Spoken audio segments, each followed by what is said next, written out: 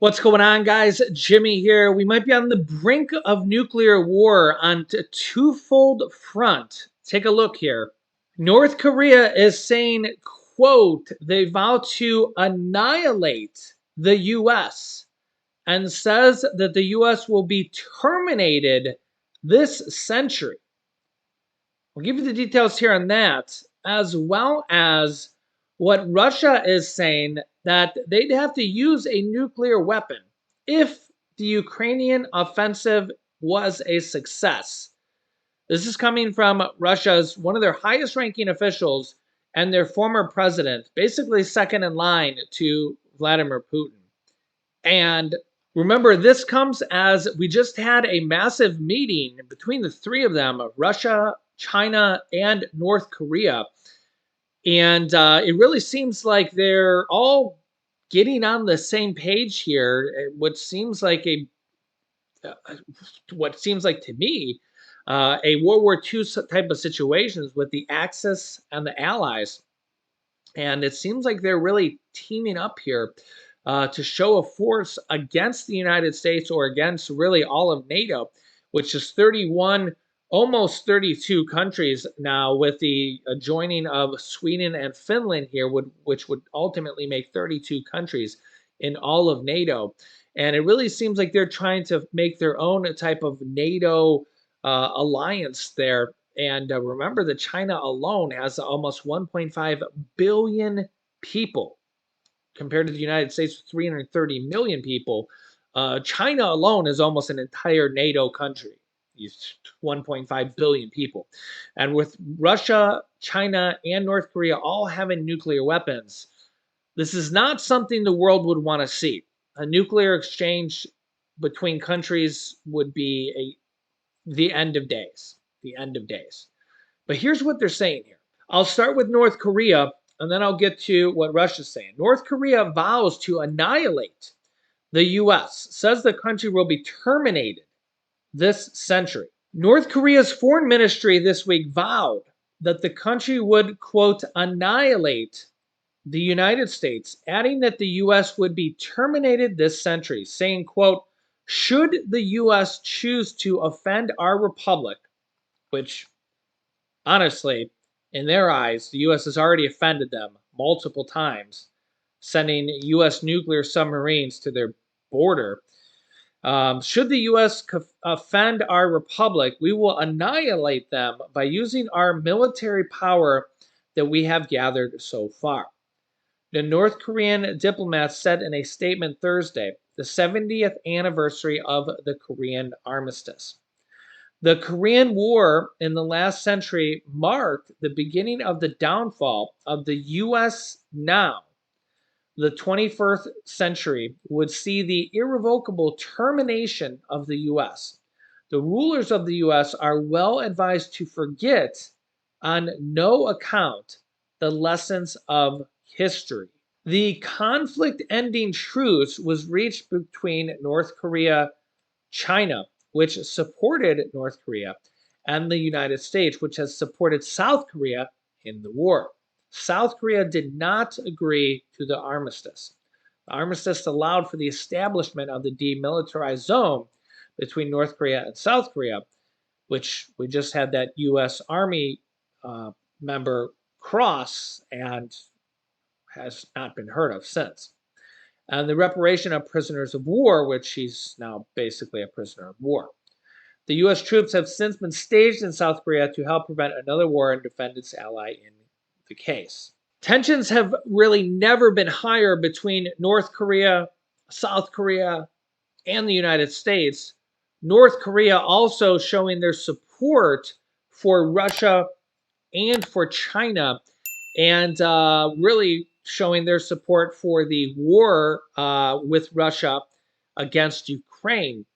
And which leads us to Russia's Medvedev, who says, quote, we'd have to use a nuclear weapon if the Ukrainian offensive was a success.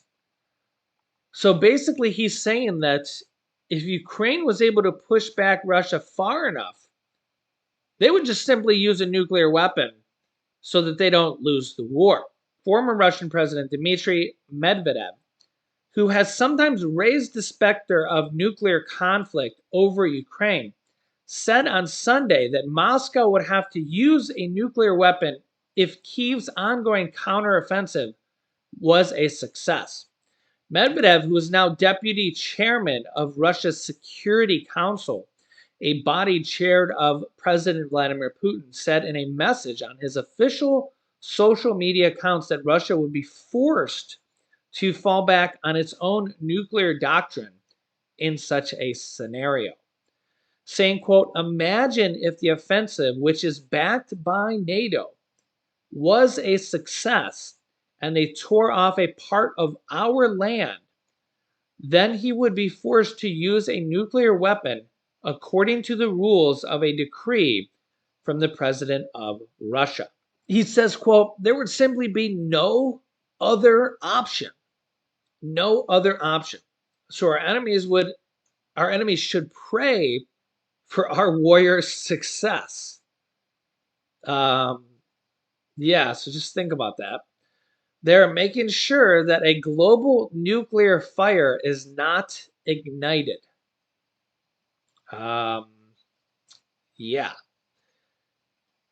Medvedev, who has cast himself as one of Moscow's most hawkish voices, appeared to be referring to part of Russia's nuclear doctrine, which sets out that nuclear weapons can be used in response to aggression against Russia carried out using conventional weapons, which threatens the existence of the Russian state.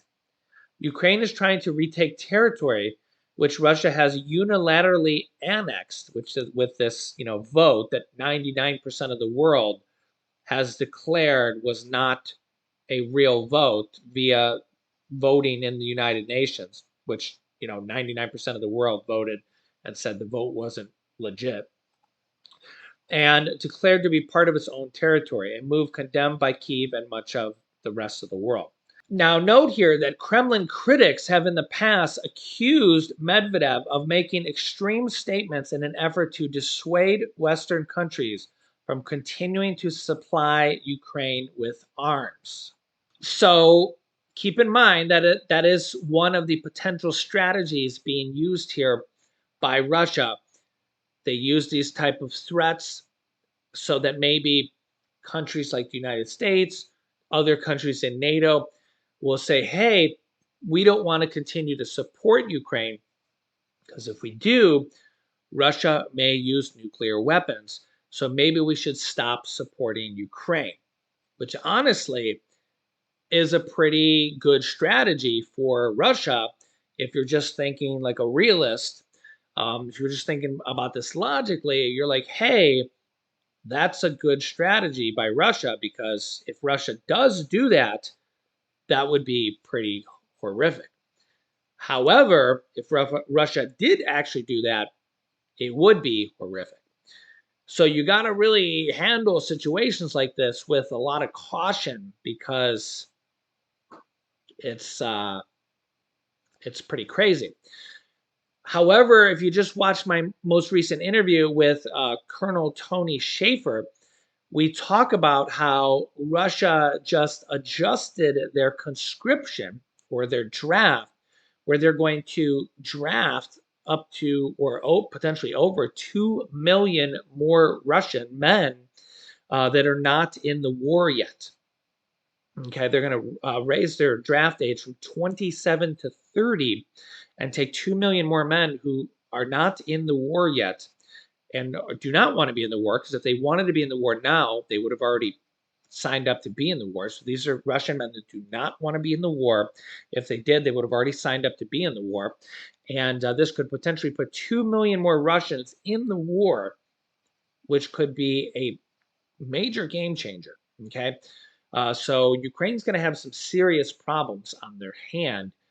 It's going to be crazy. I'll link you to that video here. I'm going to have the part two for part two interview with Tony Schaefer, Colonel Tony Schaefer, here within the next 24 hours, showing up here on our YouTube channel. So if you haven't yet, make sure to subscribe down below. Click the bell icon so you don't miss out on any new videos.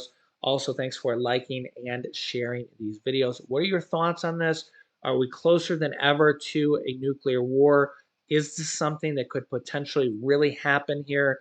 If it does help happen, what do we do? Um, Something to definitely be concerned about for sure. I'll keep you up to date here. Here's some videos you should watch next. Click here to watch the first part of the interview with Colonel Tony Schaefer. Or you can click here how the U.S. is actually being dragged into a brand new conflict where there's over 1,000 U.S. troops already actually in the conflict. So click on one of those videos next. Thanks for watching, guys, and I'll see you in the next video.